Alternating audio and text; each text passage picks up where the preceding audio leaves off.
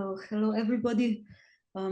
It's a great pleasure to greet you at the seminar talk, which will be given by Lucille van den Broek from Universidade de Minho in Portugal. So I'm really looking forward to this talk. The title of the talk is, as you can see, on the higher topological complexity of manifolds with abelian fundamental group. So please, Lucille, the stage is yours.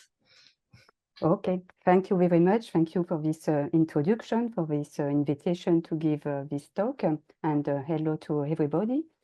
So first, so yes, I will talk about higher topological complexity and higher topological complexity.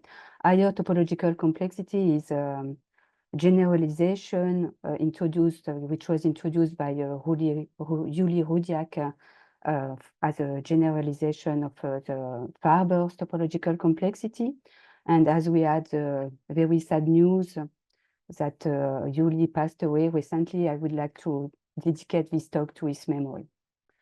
Okay, so probably many of you already heard about this notion of topological complexity. So first introduced by Michael Farber in order to give a topological measure of the motion planning problem in robotic. But in any case, I will start with a small introduction about this invariant. And then I will review some work on the topological complexity of manifolds with abelian fundamental group done with Dan Cohen. And then I will go to the more recent result about the higher topological complexity of these manifolds. And this is this is a joint work with Natalia Cadavid, Dan Cohen, Jesus Gonzalez, and Sam Huggs. Okay, so first, so in the motion planning problem, so what we consider a mechanical system, say a robot, that here I will represent by just a point, which can move in some area, for instance, here in this square. And what we want is to be able to say to the robot what it has to do in order to go from one initial position, say A, to a final position. So here this is very simple. I can just say go by the straight line, by the shortest path. And here we can say that for any pair of initial final point. Okay, so we will have just one instruction, go by the shortest path. Okay, now if we have some obstacle in our area, in the middle of our area, if I want to go from A to C, I can also say go by the shortest way. But if I want to go from A to the opposite point here, B, then I will have to say something more, because I have two possibilities, this way or this way. So I will have to say something extra. And so I will have different instruction depending on the pairs of initial final position, if I want to describe a complete motion algorithm. Okay, and so here I will need at least two different instructions, and so the global solution, say, will be a bit more complex than in the previous case, where I had just one instruction. And this is this kind of complexity that we want to describe, to capture with the topological complexity.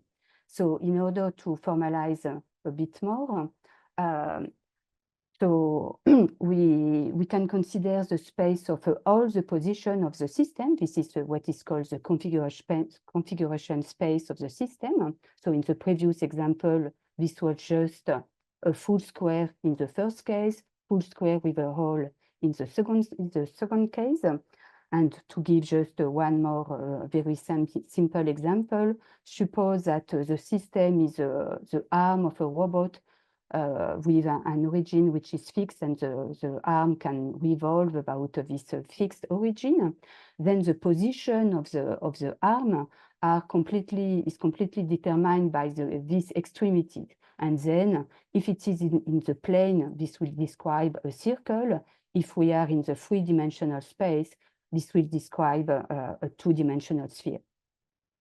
Okay, and now, so what we want is, given a pair of initial final position, we want to have a motion from A to B. So this will be just a path in the configuration space, a path in the ordinary meaning, so a continuous map from the interval 0, 1 to x, which start in A and ends in B, okay? And if I want to have a global solution, a global way for something like some path like that for any pair of A, B, so what I want to have is a function defined on all the product x cross x, and which has to be a section of the evaluation map, which is a map which sends a path to its extremities. Okay, and okay, and yes, from now on we will admit that the space X, the configuration space, can be a nice topological space, say a manifold, a CW complex. Of course, if the space X is path connected, such a function S exists because we can always have a path between 2 points. But in general, this is not continuous. And actually, one of the first observations by Farber was that we will have a continuous global section if and only if the space is contractible. Okay, and to follow the example of the circle, for instance, here, if we want to describe a global solution, then I can say go from A to B by the shortest path if the points are not opposite, are not antipodal, and use meridian, but okay, if I want to go from A to minus A, I have to choose a meridian. I can say, okay, use the meridian given by this tangent vector. And since this tangent vector here can be done as a continuous function of A, this will be we will have here a continuous way to give a path for pair of points which are antipodal, and here this is also antipodal, but this is not globally. So in each part this is continuous, but this is not globally continuous, because of course if I want to go there I will do that, but if I want to go to minus A, which is not so very close, I will do that. Okay, so the paths are very distinct. Okay, and so what is the topological complexity? This is the minimal number of continuous local planners or continuous local section of the evaluation map we need to describe a global motion planning. Okay, so a global solution. Okay, not exactly this number -1 for a reason of normalization that I will comment a bit more later. So for instance, with this description here, what we can say is that for the circle, the topological complexity is 2 minus 1. So is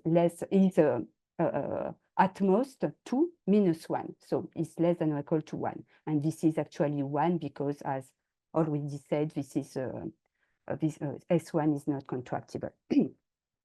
Okay, so now the formal definition. So TT of X is a list N such that the product X cross X can be covered by N plus 1 open sets which on each of which we have a continuous local motion planner, that is a continuous local section of the evaluation map. Okay, of course, here, by considering open sets, we will have some intersection, but from that we can construct a global solution S, a global function, okay, doing some choice, okay? And actually, but here we do not have a partition of X cross X. But Farber proved that this definition is equivalent to the following characterization: to have a cover by n+1 sets which does not intersect. So a partition of X cross X, on each of which, on each set, we have a continuous local motion planner. So in the first result by Farber, for this characterization, it was required that the set Fi's have to be nice, Euclidean neighborhood retract. But actually, by a recent result by José Calcines, we can remove this hypothesis. So to have a cover with open sets with a local motion planner is equivalent to have a partition with any kind of sets with, of course, continuous local motion planner. Okay, so but this definition in terms of open sets, it's in substance more convenient for the topological study of this number. So, for instance, TC fab, so this part of the properties of the first properties of this number, TC is homotopy invariant. So if X and Y have the same homotopy type, this will give the same number. TC of X is equal to 0 if and only if X is contractible, as already referred. So this means to have a continuous global section. And okay, and now, okay, so contractible means to have the same homotopy type to a point. So here the normalization says that we want to have 0 for a point, okay? So for spheres, for odd dimensional spheres, this is a bit the same situation that for S1, as we have seen, because here on an odd dimensional sphere, we always have a non-zero continuous tangent vector, which gives us a preferred direction to go from one point to the antipodal. Okay, so this is not true globally on an even dimensional spheres, and actually for even dimensional spheres, the topological complexity is 2. And I would like also to refer here to a more recent result by Grant, Lupton, and Oprea, which says that TC of X is 1 if and only if X is homotopically equivalent to an odd dimensional sphere. Okay, so now to give a bit more property, I recall that the Lusternik-Schnirelmann category of X is a least integer n, such that X can be covered by n+1 open sets, each of which is contractible in X. So this is also a homotopy invariant. This is 0 if and only if is contractible. For the sphere, this is always 1 because here we can cover the sphere by 2 open sets which are contractible in the sphere. And an important fix, this is less than or equal to the dimension of X. And this is, for me, one good reason for the normalization, because we want to have, as for the dimension, 0 when it is a point. Okay, so now, so TC is strongly related to the category. So this lies between the category and the category of the product, which is known to be less than or equal to 2 times the category. And then we have that this is less than or equal to 2 times the dimension of X. And we will say that TC is maximal when precisely this upper bound is attained. So when TC of X is equal to 2 times the dimension of X. Of course, this only can happen when the category is itself maximal because of that. And also when the fundamental group is non-trivial, because when the space is simply connected, then it is known that the category of X is less than or equal to the dimension of X over 2. And then TC of X will be not maximal, less than or equal to the dimension of X. Okay, and so let us continue to see now a couple of classical examples, but with the perspective of maximality. So the question is it maximal or not? Okay, so for surfaces, this has been the topological complexity of orientable surfaces has been computed by Farber in a very first work about this invariant. And this is true for the sphere and the torus, and so maximal when the genus is greater than or equal to 2. And so we can observe that in these two cases where this is not maximal, the abelian, the fundamental group is abelian, so trivial here and Z plus Z here, okay? And then here, this is not abelian. Okay, for non-orientable surfaces, so for RP2, this has been calculated by Farber, Tabachnikov, Józsefowski in an important work on TC of RPN. I will say a bit more later. And this is free. So here, the fundamental group is also abelian, Z2, and the topological complexity is not maximal. Okay, for the remaining non-orientable surfaces, the things have been a bit more complicated, and we had a big part of the answer by Dranishnikov, who proved that this is maximal for genus greater than or equal to 4.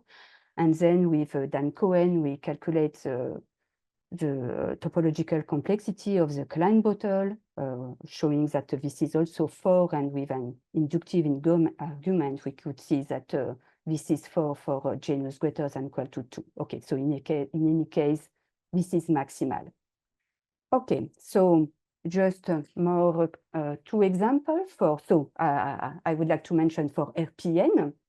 So in this work of Farber, Tabachnikov, Józsefowski, one of the results is that the TC of RPN is always less than or equal to 2n minus 1, so not maximal, less than 2 times the dimension.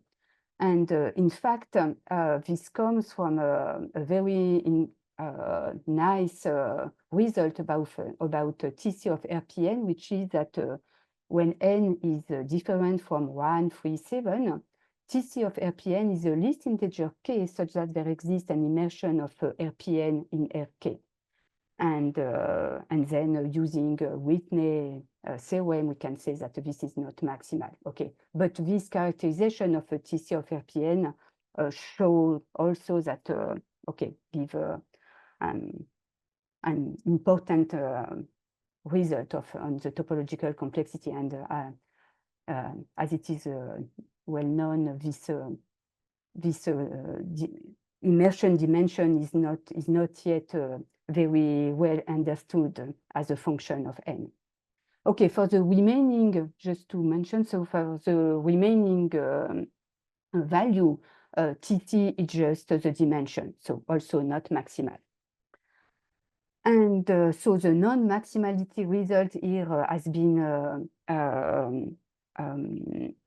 extended to length spaces by Farber and Grant, who prove that for the length spaces, so this is an odd-dimensional sphere, quotient of an odd-dimensional sphere by a free action of the cyclic group Zm, okay? And here, this is always, the TC is not maximal. Here, this was using some result about vibration. Okay, and actually part of this result here for RPN, and when m is equal to 3, can be recovered by the following theorem by Costa and Faber, who proves that when X is a finite ZW complex of dimension n, so the topological complexity is never maximal when the fundamental group is Z2. And okay, so this recovers the RPN case. And also when the fundamental group is Z3 and the dimension is odd, which recovers the length space when M is equal to 3. And when N is even and fundamental group Z3, then this is also not maximal under this extra condition that the Fourier-Dick expansion of N over 2 contains at least one digit 2. And Costa and Faber prove that this extra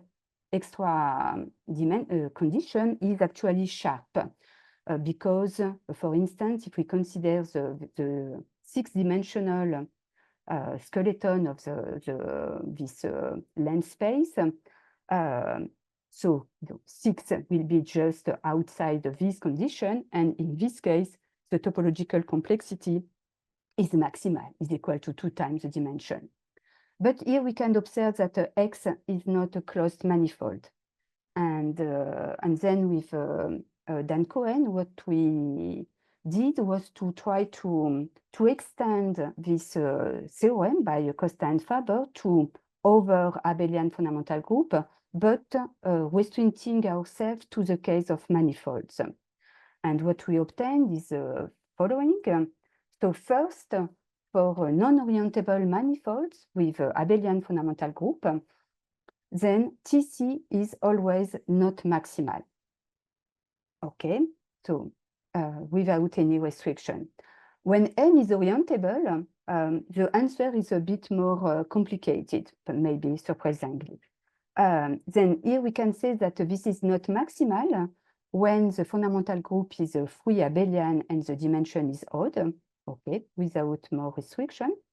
When the fundamental group is free abelian and the dimension is even and the rank of the fundamental group is less than the 2 times the dimension. Okay, without any more restriction when the fundamental group is finite cyclic. When this is finite cyclic times a free part, then we have the extra condition on R to be less than the dimension of M. And also when the fundamental group is a product of 2 cyclic groups whose order is a power of the same prime. And okay, and a few more cases that I will not explicit here. So let me make clear that they are sufficient, all these conditions are a sufficient condition to have non-maximality of TC, okay? But of course, they are not necessary because, for instance, we have this general product formula for the product, which permits to say that TC of X times a circle is less than or equal to TC of X plus 1, which will be necessary less than 2 times the dimension. Okay, so it is easy to construct manifolds with abelian fundamental group and non-maximal TC, which are not in these conditions. Okay, so they are not necessary, but they are sharp. So which means that if we go outside this kind of condition, for instance, then we will find a manifold which has maximal topological complexity. So for instance, for this condition, we can construct a manifold with dimension 4, okay? The fundamental group Z8, so the rank is 8, exactly equal to 2 times the dimension, and topological complexity, which is maximal, okay? So this means that in some sense, we cannot expand this, our condition, we cannot extend it longer. Okay, so maybe this is a good time to see if there is any questions.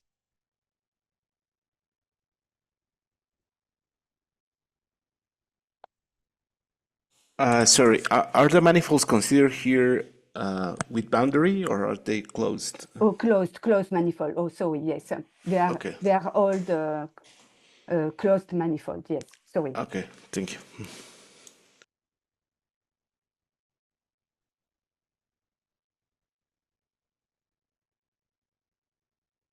Okay, okay, so I continue. So, and before to go to the result on higher topological complexity, so let me say a bit about the methods. So first, for studying this invariant category topological complexity, a very useful tool is given by cohomological lower bounds. So for category, for instance, this is just the cup length of the cohomology. So this is maximal length of the non-trivial product of cohomological classes of a positive degree. So this is a lower bound for the category. And as already said, we have this upper bound given by the dimension. And well, okay, a basic strategy, if we have a lower bound which is equal to an upper bound, then we can deduce the value of the invariant. So for instance, for the torus, the cup length is equal to 2, the dimension is equal to 2, then the category is equal to 2. Okay, so for the topological complexity, Farber introduced an analogous of this kind of cohomological lower bound. So this is called the zero divisor cup length. So zero divisor here means this is an element in the kernel of the product in cohomology. And the zero divisor cup length is then the maximal n for which we have a non-trivial product, the maximal length of a non-trivial product of a zero divisor. And this is a lower bound for the topological complexity. Okay, and so now we have this picture, TC greater than or equal to the category to this zero divisor cup length and less than or equal to 2 times the category and 2 times the dimension of X. And for instance, this is using the zero divisor cup length that Farber proves that TC of an even dimensional sphere is 2 because this zero divisor cup length is 2 when n is even, okay? And in the other hand, the category of the sphere is 1, so we have that an upper bound 2. Okay, so this zero divisor cup length with coefficients in a field is very useful and has permitted sometimes with quite complicated calculation, requiring a deep understanding of the cohomology algebra. But this has permitted to determine the exact value of TC in many cases. But for instance, for the non-orientable surfaces, this was not sufficient. If we take here K coefficient in Z2, the best we can say with this approach is that this is 3 or 4. And what we did with Dan Cohen to calculate the topological complexity of the Klein bottle was to use zero divisor with a twisted coefficient. Okay, and so remember a zero divisor was an element in the kernel of the cup product but the cup product can be seen as induced by the diagonal map. So more generally, we can say that we can look at a zero divisor as an element of the cohomology of the product. And if we want to have a local coefficient, then we will consider a module over the group ring over G equals G, where G is a fundamental group of X. Okay, and such a class will be a zero divisor if its image by the morphism induced by the diagonal map is 0, okay?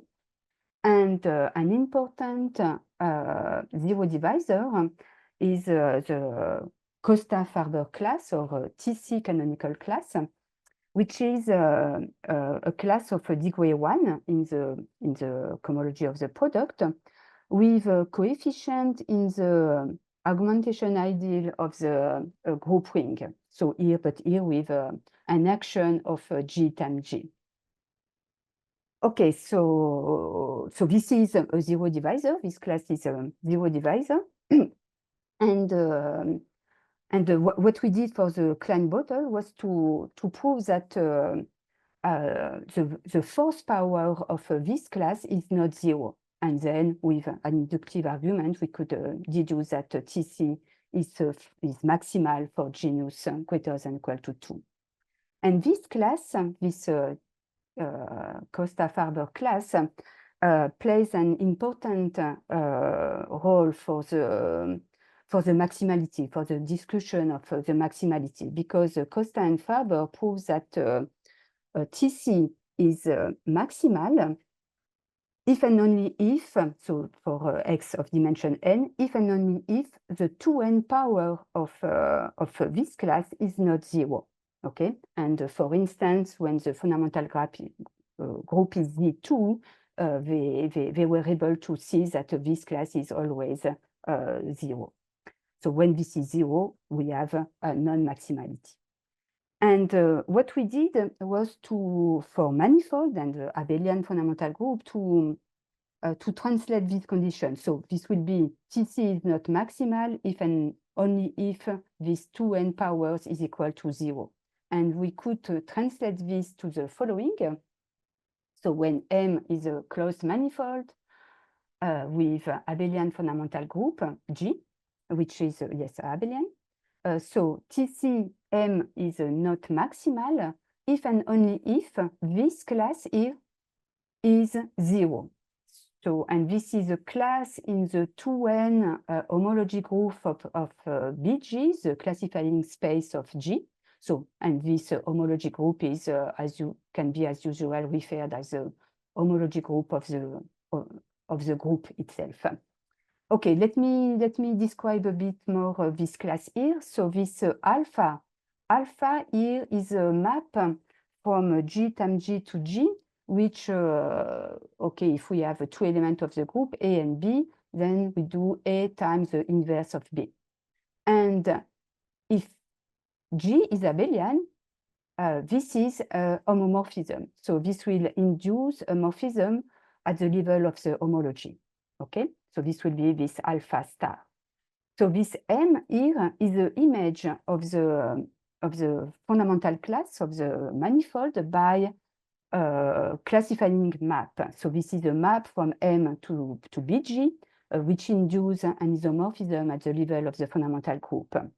And finally, here I write Z tilde. So this is Z. So this is what is called the orientation module. So this is Z with the action of G given by the orientation character, so which is an homomorphism from the fundamental group to plus or minus 1, which is 1 if the loop preserves the orientation and minus 1 otherwise. And so in particular, if the manifold is orientable, the action is trivial and we have just the usual coefficient Z. Okay, but when the manifold is non-orientable, so we will have some non-trivial action, and with this coefficient, the nth homology group of M will be Z. So we will have we will have a generator and we have a fundamental class, which is in this context can be said as a twisted fundamental class when it is non-orientable. Okay, so now, okay, coming back to here, to have non-maximality of, we have to establish that this is equal to 0, okay? But here we are in the homology of an abelian group, and this is well known. So what we did was to study classes of this form, alpha star of C times C, when C is a class in the homology of the group G. Okay, here with a coefficient in the tilde, so with a certain action of a G on the tilde, on the and yes, so this homology is an algebra with the Pointryagin product, so we can translate this condition and do calculation. And what we find is that this is always 0 for any class when the action of G is not trivial, so which corresponds to the non-orientable case. When the action of G is trivial, then we have 0 when we are in one of those this situation, which correspond to all the fundamental groups I have shown before. Okay, so and the result comes from this algebraic calculation. And as before, so all the conditions are sharp. So here, for instance, for this condition here, we can find a fundamental, so for this abelian fundamental group Z7 times Z3, so the rank is 7, we can find R is 7, we can find the class of a dimension 7, so just at the limit of this equality here, such that this class is not 0. And then using surgery, we can realize this class as coming from manifolds. Okay, so now I come to the higher or sequential topological complexity. So as already said, introduced by Julie Rudiak. So here, remember, so for the topological complexity, we would like to go from one initial point to a final point. Okay, so now suppose that we want to consider intermediate position. So suppose we have a sequence of a position in X, X1, X2 to XS, where S is greater than or equal to 2. So what we want is to have a path which starts in X1 and in XS and visit the intermediate position, okay, during the path. Okay, and a way to do that is to recurring that we are in the intermediate position at some instant in the interval which are regularly distributed in the interval 0, 1. Okay, so this will give, say, a sequential path from X1 to XS. And the higher topological complexity or sequential topological complexity, TCS of X, will be the least integer n such that the product XS can be covered by n+1 open sets, on each of which we have a continuous local sequential motion planar. So this means that, okay? Okay, and of course, this is a generalization of the topological complexity, since when S is equal to 2, this is exactly the topological complexity. Okay, here we also have a general upper bound given by the category. So here this will be S times the category, and then the maximum will be S times the dimension of X. And as a general lower bound, we have a notion of zero divisor curve length, S, the zero divisor curve length. And Rudiak and Jesus Gonzalez and others was able to calculate the TCS of surfaces using this kind of argument. So for S2, this is S. For the torus, this is 2S minus 2. And for any other surface, this is maximal when S, at least when S is greater than or equal to 3. So here this is so here we have to observe that when the fundamental, so in these two cases, the fundamental group is abelian, but for RP2, oops, for RP2, where the fundamental group is also abelian, here the TCS is no longer non-maximal, so is maximal when S, as soon as S is greater than or equal to 3. Okay, so which shows that TCS in some sense will be more quickly maximal than the regular topological complexity. And then with Natalia Cadavid, Dan Cohen, Jesus Gonzalez, and Sam Hughes, we wanted to explore how it was possible to extend the non-maximality of to study the non-maximality of TCS for manifolds with abelian fundamental group. Okay, and so the strategy was the initial strategy was essentially the same. So we use a TCS canonical class. So this is also a class of degree 1, this time in the product of the S product of the manifold with coefficient in such augmentation ideal. And we have a theorem of Barraud-Spinoza, Faber, Mesher, and Oprea, which says that TCS of M will be maximal, so equal to S times the dimension, if and only if this power, S times the dimension of this class, this TCS canonical class, is not 0. Okay, so we could start to translate that for when M is a manifold and the fundamental group is abelian. And we get something which is similar to the previous proposition that TCS of M is not maximal if and only if this class here is 0, where here this is alpha S, which is homomorphism, which generalized homomorphism we have seen before. Okay, note that here I restrict to orientable manifolds. Actually, for non-orientable manifolds, we also have such kind of characterization, but which is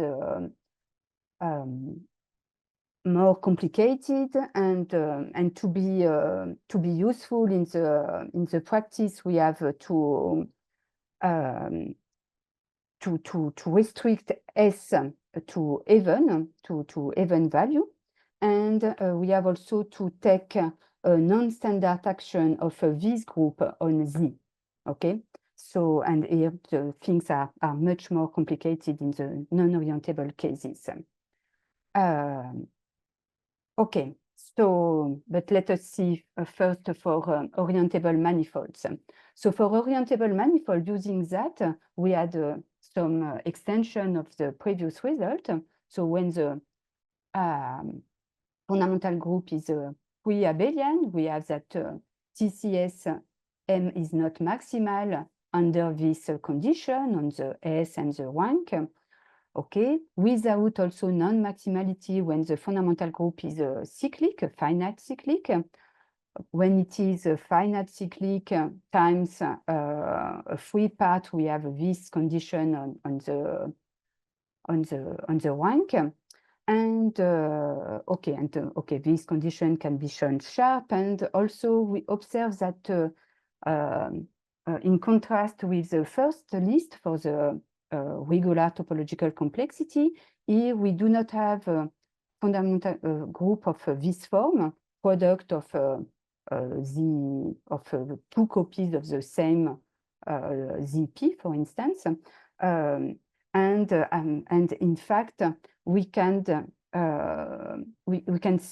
construct a manifold M with a fundamental group Z3 times Z3 and TC maximal. So we cannot have such group in this list. Okay, so this is the the conditions here are more restricted than for the regular topological complexity. Okay, so a bit in the same direction as I said before, the topological complex, the TCS topological complexity, which to be more quickly, more easily maximal. Okay, so let me, before to go to the non-orientable cases, let me mention that using so the TCS of RPN has been strongly studied, and in particular there are calculations by Don Davis on the zero divisor cup lengths, on the S zero divisor cup lengths of RPN, and in particular we can see that okay, for n equal to 1 mod 4, we can have an exact value of TCS of RPN. So first, let me note. So here I am considering RPN. We are in the orientable case, so I have to assume that n is odd. Okay, and for so for n equal to 1 mod 4, by this calculation by Davis, we can see that TCS of RPN is greater than or equal to Sn minus 1, but with our result on the cyclic group, we know that this is not maximal. So we can say that this is equal to this value, at least not for any S, but for S sufficiently large. The calculation of Don Davis are valid for S sufficiently large. Okay, and also we observed that it was possible to use the cohomological information of the lower bound of RPN for a manifold which is in the same condition. So what I mean by that is that here M for these cases here, M orientable of dimension n with fundamental group equal to Z2 and category and LS category maximal. Okay, and in this case we still have by our results that the TCS topological complexity of M is not maximal because we are in this case, and using Davis calculation we can see that this will be equal to S times the dimension minus 1, so maximal minus 1 for S sufficiently large. And we can do the same for other cyclic group using Faber-Grant calculation by Faber-Grant in the case of the regular TC, and more recent calculation by Downcart in the case of S greater than equal to 3. And their calculation using TC and TCS weight consideration for the length spaces, for these length spaces. And so again, by our theorem, if we have a manifold orientable with a fundamental group Zm, then the TCS of M will not be maximal, and using so if we are now in the conditions that the category of M is maximal, like it is for the length space, we can use this information to prove that to have an exact value of a TCS of M. So, and in particular here, this is in this case when S does not divide this number, we can conclude that TCS of M is equal to this value. Okay, and finally, I come to the non-orientable case. So, and here we restrict ourselves to a fundamental group equal to Z2. So let us recall that we already seen that for RP2, TCS of RP2 is maximal for S greater than or equal to 3. And actually, in this work of Gonzalez and other collaborators, it was proved that if n is the power of 2, then TCS is always maximal for S greater than or equal to 3. More generally, for when n is even, so here in the orientable cases, n is even, non-orientable cases, n is even. It is also known that TCS of RPN will be maximal at some point. So for what I mean is for S, for some S, this will be maximal. So for S large in house. It was first known for S greater than the dimension by a work of Natalia Cadavid, Jesus Gonzalez, and others. And this threshold was refined by Don Davis in terms of the binary expansion of n. Okay, so we have that TCS of RPN.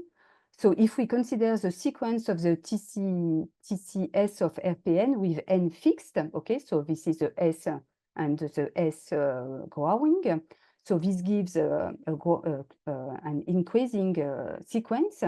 And so we start with a TC2, which is a dimension of immersion, and which will be at the end maximal. And this is interesting to study this sequence. This was in particular some work of that has been made in this paper by Cadavid and others.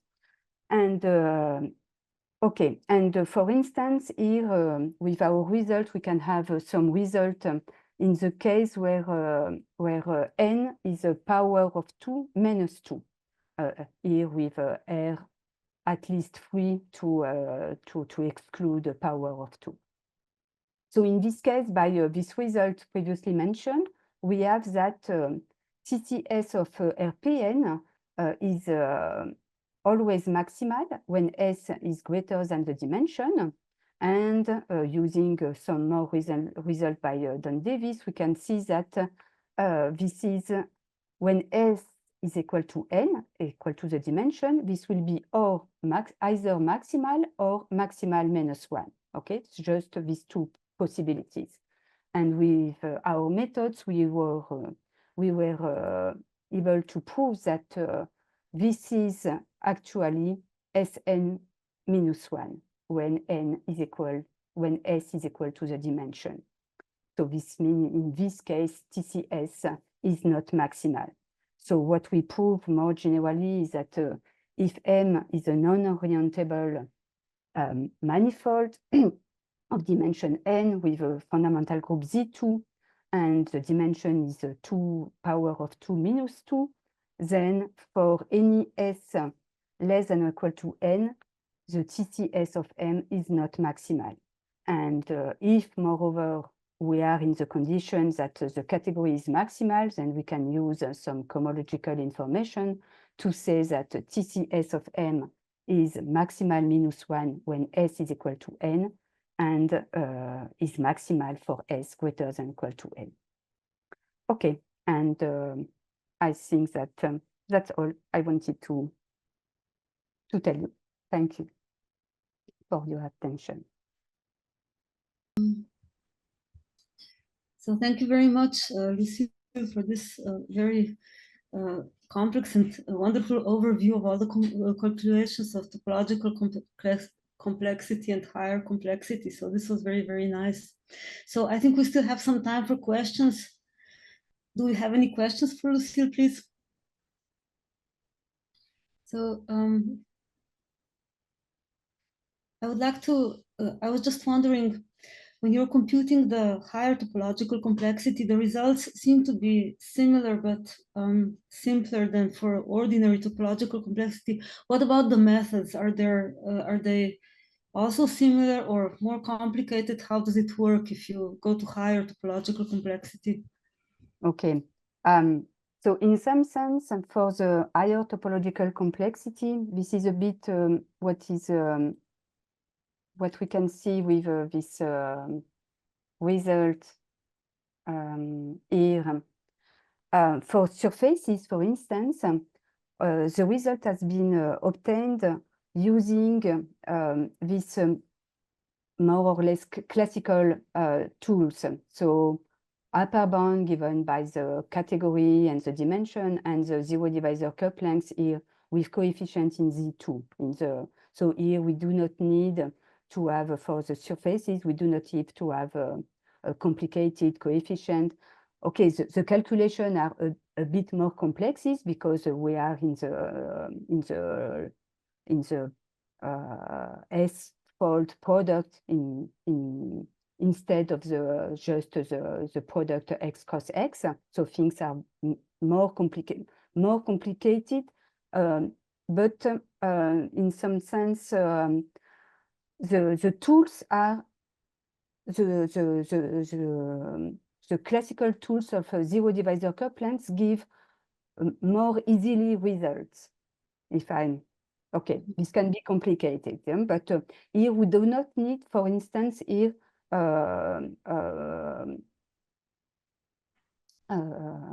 twisted coefficient, things like that. But okay, in the other hand, we have more complexity in the calculation of the things, and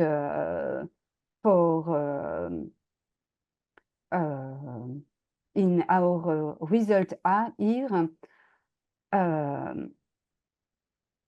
okay, here it is a bit more complicated than in the regular cases, but in the orientable case, in the non-orientable cases, this is much more complicated. And actually, we use another kind of arguments here, but there is some important part of calculation, but also argument of torsion element, an element which is a zero because he has to have a torsion, but it is in something without torsion, but so it is zero. And we had to analyze things from this perspective.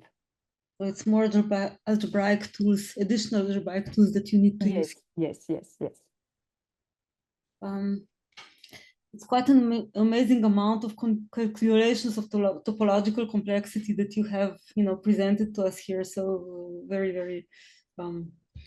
very big results. So we have a little bit more time. Any more questions? I think we have a minute or two left. Or if not, I would like to thank Lucille very, very much for this really great talk. So thanks, Lucille. It was wonderful to listen to you in this webinar. And thank you, everybody who came to listen to it. So thanks and bye-bye. Thank you. Thank you very much. Thank you.